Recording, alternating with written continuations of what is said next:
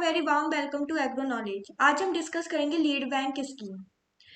जब हमारे देश में फाइनेंशियल इंक्लूजन हो रहा था, यानी कि vast section of the society is connected with banking activities at a cheaper cost is called financial inclusion। तो जब हमारे देश में फाइनेंशियल इंक्लूजन की प्रोसेस चल रही थी, तो उसी बीच एक scheme I, lead bank scheme in 1969, ताकि हमारे देश में ऐसी जगहों पर भी ऐसी पॉपुलेशन भी बैंकिंग एक्टिविटीज से कनेक्ट हो सके जिनके पास अभी तक बैंकिंग एक्टिविटीज नहीं पहुंची थी। तो लीड बैंक स्कीम एक ऐसी स्कीम थी जिसके अंदर दो कमिटीज आती हैं। तो सबसे पहले आती थी हमारी गॉडगिल कमेटी। जो गॉडगिल कमेटी थी उसको रिकमेंड दिया था नेशनल क्रेडिट काउंसिल ने इन 1969। इसने अपना रिकमेंडेशन दिया था एक सर्विस एरिया अप्रोच लाने का, ताकि फाइनेंशियल स्ट्रक्चर डेवलपमेंट हो सके ऐसे एरियाज में जहाँ पर पहले बैंकिंग एक्टिविटीज नहीं थी। जो गॉडगिल कमेटी थी इसने रिकमेंड दिया था सर्विस एरिया अप्रोच। तो इस रिकमेंडेशन को फर्दर देखने के लिए आरबीआई ने एक और ग्रुप अपॉइंट किया, जिस कमेटी के जो हेड थे वो थे नारीमान।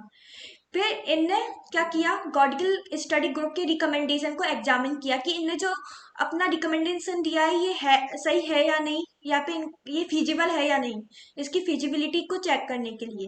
तो ये नरीमान कमेटी ने फिर उनका टेस्ट किया। उन्होंने कहा कि सर्विस एरिया अप्रोच जो कि गॉडगिल कमेटी ने दी थी वो फिजिबल हो सकती है और ये अच्छे रिजल्ट दे सकती है in terms of financial inclusion.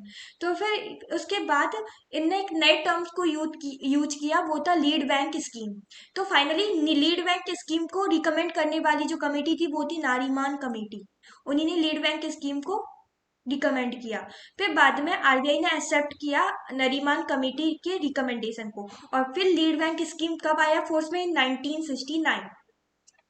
अब इस लीड बैंक स्कीम के अंदर क्या होता है, इसमें अलग अलग डिस्ट्रिक्ट होती है, कुछ स्पेसिफिक डिस्ट्रिक्ट होती है, उनको किसी कॉमर्शियल बैंक के लिए दे दिया जाता है। और ऐसे कॉमर्शियल बैंक को इनका हेड बनाया जाता है जिस जिस कॉमर्शियल बैंक की उस स्पेसिफिक डिस्ट्रिक्ट में सबसे ज्यादा ब्रांचेज हो।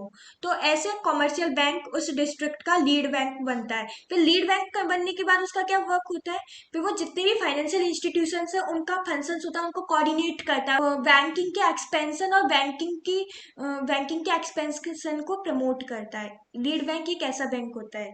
फिर आरबीआई ने लीड बैंक की फंक्शंस को दो इंपॉर्टेंट फेजेस में डिवाइड किया। सबसे पहले आता था survey of the lead bank, lead district. इसमें क्या होता था कि वो लीड बैंक अपनी डिस्ट्रिक्ट में सर्वे करता था, जो पोटेंशियल एरियाज होते थे जहाँ पर बैंकिंग फैसिलिटीज के लिए पोटेंशियल एरियाज होते थे उनको ये देखता था। और क्या करता था ये, फिर ये ऐसी मार्केटिंग फैसिलिटीज को भी देखता था, ऐसे एरिया को देखता था जहाँ पे मार्केटिंग फैसिलिटीज पहुंच सकती है और उसको क्रेडिट से लिंक करता था।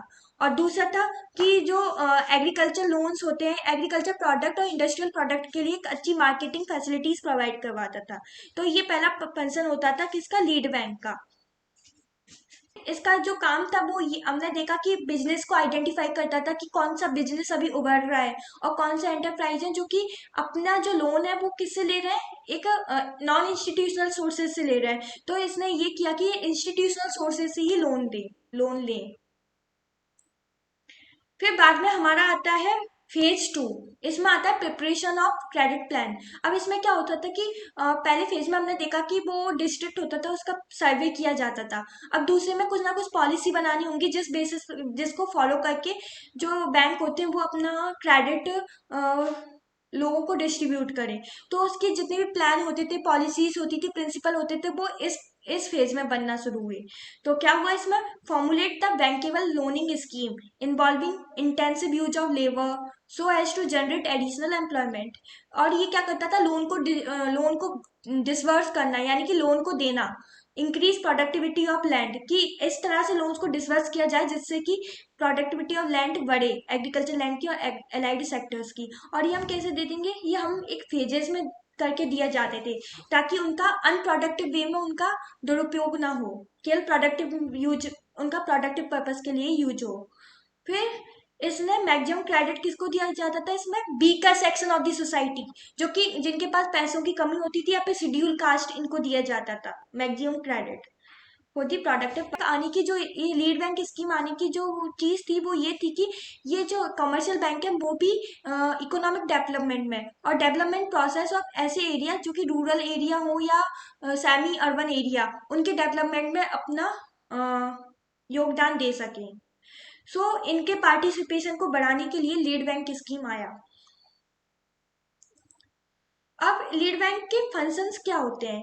ये एनुअल प्लान को बताता है डिस्ट्रिक्ट में कि किस प्लान को फॉलो करके हमें लोन देने हैं, और ये मॉनिटर कर रहा है कि जो हमने प्लान बनाया है उसकी प्रोग्रेस कैसी चल रही है। तो ये हमें करना जरूरी होता है। यदि वो मॉनिटर करके उन्हें लगता है कि उनका प्लान अच्छे से प्रोग्रेस नहीं हो पा रही तो वो दूसरा कुछ तरीका अपनाते हैं, दूसरा प्लान डालते हैं और दूसरी प्रोसीजर अपनाते हैं जिससे कि उनका प्लान प्रोग्रेस करे।